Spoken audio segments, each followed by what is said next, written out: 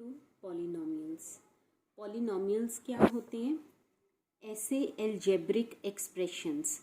Algebraic expressions क्या होते हैं? एल्जेब्रिक एक्सप्रेशंस वो एक्सप्रेशंस होते हैं जिसमें कुछ वेरिएबल्स आए। वेरिएबल्स का मतलब अल्फ़ाबेट्स आए, जैसे ABCD वाले अल्फ़ाबेट्स वो हों, कुछ नंबर्स हों, प्लस माइनस के साइन हो, डिवीजन मल्टीप्लिकेशन ये चीज़ें हों।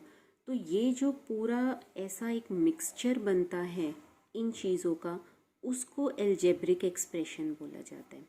तो अब वो वाले एल्जेब्रिक एक्सप्रेशन जिसमें कि वेरिएबल क्या होते हैं, जो अल्फ़ाबेट्स यूज़ होते हैं उस एल्जेब्रिक एक्सप्रेशन में, उनको वेरिएबल्स बोला जाता है।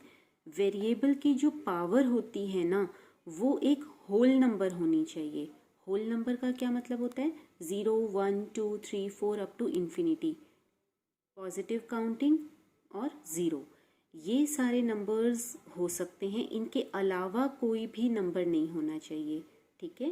वेरिएबल की पावर जो है वो होल नंबर्स होनी चाहिए, होल नंबर्स के अलावा कोई भी नंबर नहीं होना चाहिए, तब वो एल्जेब्रिक एक्सप्रेशन जो है वो पॉलिनोमियल बनेगा। अगर वेरिएबल की पावर नेगेटिव हो जाती है या फ्रैक्शन में हो जाती है तो वो एल्जेब्रिक एक्सप्रेशन पॉलिनोमियल नहीं बनेगा। जैसे कि ये वाला एल्जेब्रिक एक्सप्रेशन है, इसमें जो वेरिएबल इन्वॉल्व है वो है x, यहाँ x की पावर है 2, यहाँ x की पावर है 1, तो ये क्या हो गया? एक पॉलिनोमियल हो गया, क्योंकि 2 भी एक होल नंबर है, 1 भी एक होल नंबर है। अगेन ये एक पॉलिनोमियल है। कैसे पॉलिनोमियल है? क्योंकि यहाँ पे जो वेरिएबल्स इन्वॉल्व हैं वो कौन कौन से हैं? x है, y है, t है, यहाँ पे भी t है। तो x, y और t 3 वेरिएबल्स हैं। यहाँ x की पावर 1 होल नंबर है, y की पावर 1 होल नंबर है, t की पावर 3 होल नंबर है, t की पावर 1 होल नंबर है। तो ये क्या है? पॉलिनोमियल है।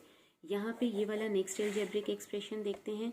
यहाँ पे जो वेरिएबल इन्वॉल्व है वो है x, यहाँ पे x की पावर -2 है, क्योंकि इस एल्जेब्रिक एक्सप्रेशन में यहाँ पे x की पावर -2 है, तो ये एल्जेब्रिक एक्सप्रेशन पॉलिनोमियल नहीं है। अगेन यहाँ पे x की पावर है 3/2, क्योंकि ये x की पावर फ्रैक्शन में है, होल नंबर नहीं है, तो ये भी क्या हुआ? एक पॉलिनोमियल नहीं हुआ, ठीक है। तो अभी आपको ये समझ में आ गया होगा कि पॉलिनोमियल्स क्या होते हैं। फिर हम बात करते हैं डिग्री ऑफ द पॉलिनोमियल। अब पॉलिनोमियल हमें पता चल गया। अब क्या होता है कि वेरिएबल की हाईएस्ट पावर उस पॉलिनोमियल में, हाईएस्ट पावर उस नंबर को डिग्री बोला जाता है। जैसे यहाँ पे जो हाईएस्ट पावर है x की वो क्या है? 2, तो 2 is the degree of this polynomial, ठीक है। अगेन ये भी एक पॉलिनोमियल है। यहाँ पे x जो वेरिएबल है इसकी जो हाईएस्ट पावर है वो है 3, तो 3 is called the degree of the polynomial. ऐसे ही लीनियर पॉलिनोमियल क्या होता है? वो पॉलिनोमियल जिसकी डिग्री 1 हो, मतलब x की पावर जो है बड़े वाली पावर वो 1 होनी चाहिए, बस इसके अलावा और कोई बड़ी पावर नहीं होनी चाहिए, तो that is the linear polynomial. Quadratic polynomial जहाँ पे डिग्री 2 हो, that is called the quadratic polynomial. Cubic polynomial जहाँ पे डिग्री 3 हो, that is called the cubic polynomial, ठीक है। तो लीनियर, क्वाड्रेटिक, क्यूबिक ये आपको समझ में आ गया। ये सारा हमने वैसे 8th में भी किया है, 9th में भी किया है, तो ये रिकैप है, बट स्टिल ये बेसिक्स आपको पता होने चाहिए, क्योंकि 1 मार्क में काफ़ी सारे क्वेश्चंस आ जाते हैं इससे related. Then zeros of the polynomial. Zeros क्या होते हैं? ज़ीरोज़ वो नंबर होते हैं जिन नंबर को वेरिएबल की जगह अगर आप पुट करते हो ना पॉलिनोमियल में, तो वो पूरा पॉलिनोमियल ज़ीरो बन जाता है। That number is called the zero of the polynomial। दोबारा बताती हूँ, वो नंबर जिसको x की जगह पुट करने से या वेरिएबल की जगह पुट करने से वो पूरा वेरिएबल ज़ीरो बन जाता है, ख़त्म हो जाता है, that number is called the zero of the polynomial। For example 2x - 4 ये एक पॉलिनोमियल है। अगर x को मैं 2 पुट कर दूँ तो 2 2 ज़ा 4, 4 - 4 0, तो इसका ज़ीरो क्या हो जाएगा? x इज इक्वल टू 2, ये इसका ज़ीरो हो जाएगा। अगेन यहाँ पे x की जगह अगर मैं 4 पुट करूँ तो 3 4 ज़ा 12, 12 - 12 0, तो 4 क्या हो गया? इस पॉलिनोमियल का ज़ीरो हो गया।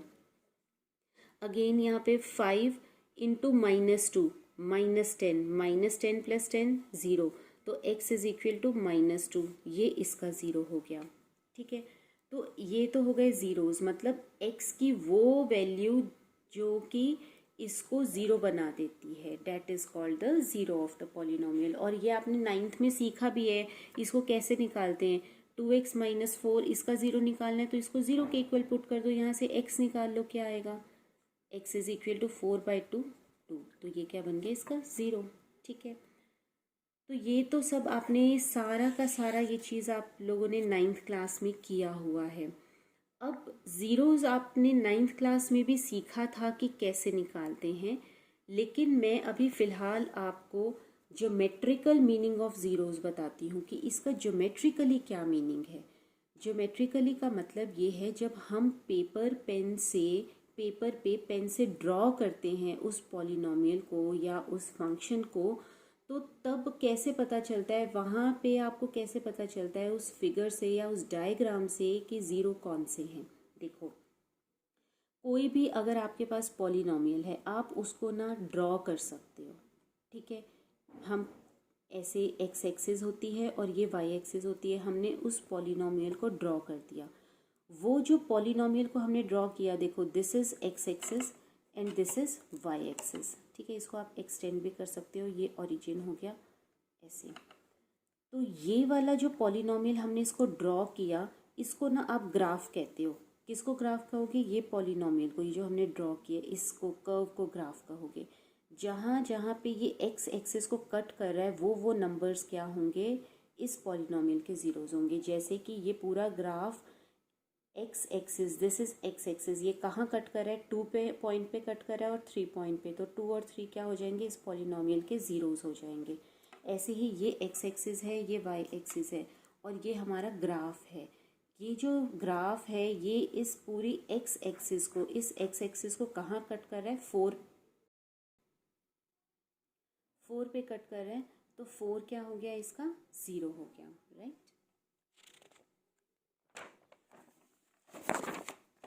एक्सरसाइज 2.1 में जो क्वेश्चंस हैं ना, ये आपको बुक में ही करना है, तो आपको ज्योमेट्रिकली बताना है कि इसके क्या ज़ीरोज़ होंगे। मैं क्वेश्चन फर्स्ट का फर्स्ट और सेकंड पार्ट बता रही हूँ। जैसे ये एक्स एक्सिस है और ये वाई एक्सिस है, ये वाली जो लाइन है ना ये ग्राफ है।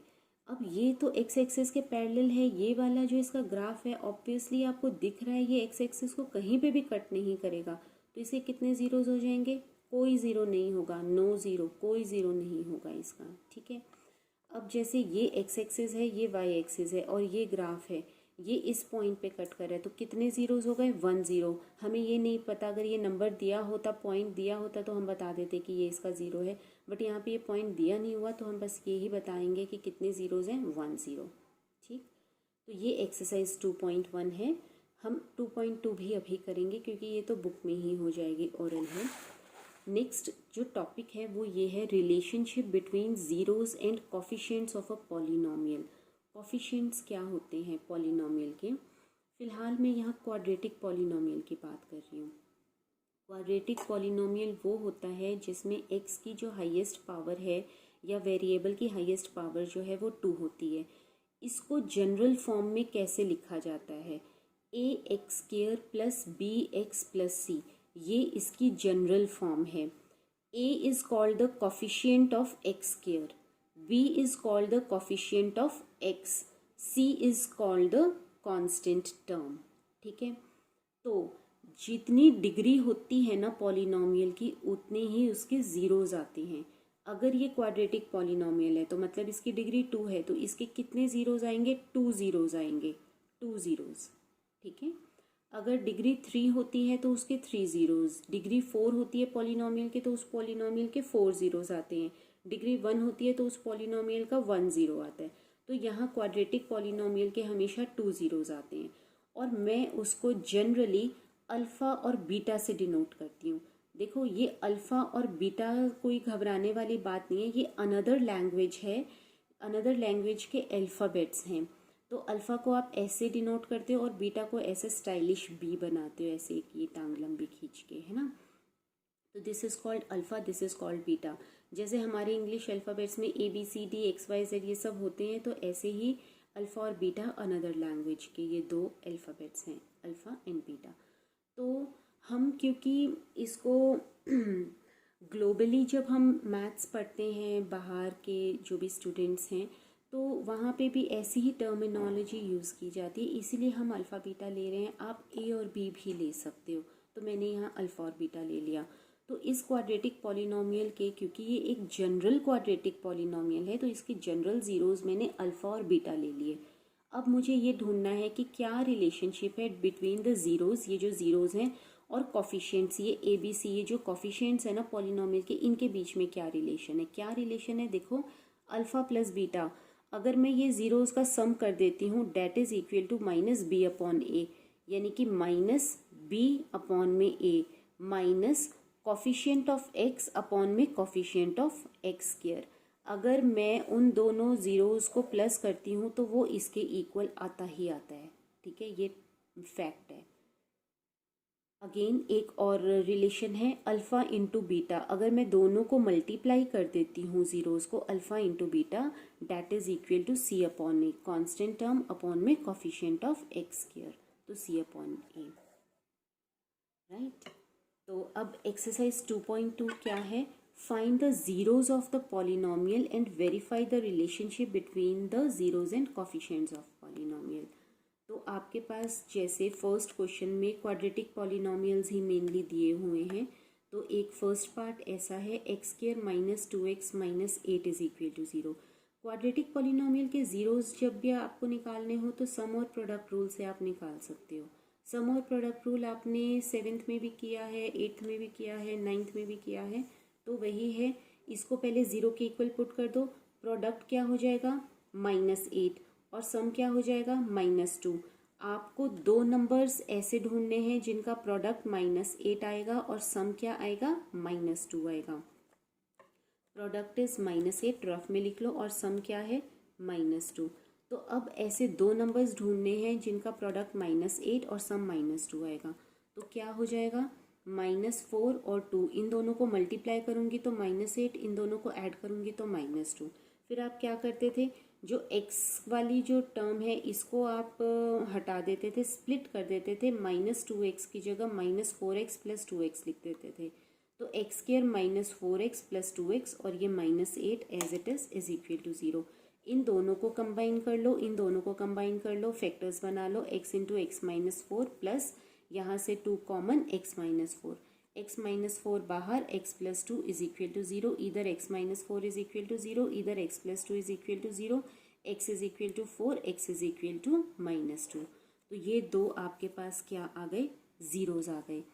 अब हमें वेरीफाई करना है रिलेशनशिप। कैसे वेरीफाई करेंगे, अल्फ़ा प्लस बीटा, इन दोनों को आप ऐड करो, 4 और -2 को आपने ऐड किया, 2 आ गया, ठीक है। फिर वो किसके इक्वल आना चाहिए, -b अपॉन ए के इक्वल आना चाहिए, -b अपॉन ए, माइनस बी क्या है -2, तो ये 2 अपॉन में 1, तो हेंस यहाँ पे एक चीज़ तो ठीक हो गई। फिर सेकंड भी देखो, अल्फ़ा इंटू बीटा सी अपॉन ए, अल्फ़ा और बीटा इन दोनों को मल्टीप्लाई करो, 4 इंटू -2 इज इक्वल टू -8, तो सी upon A it is equal to also -8, तो हेंस वेरीफाइड, ठीक है। एक और क्वेश्चन करते हैं इसका।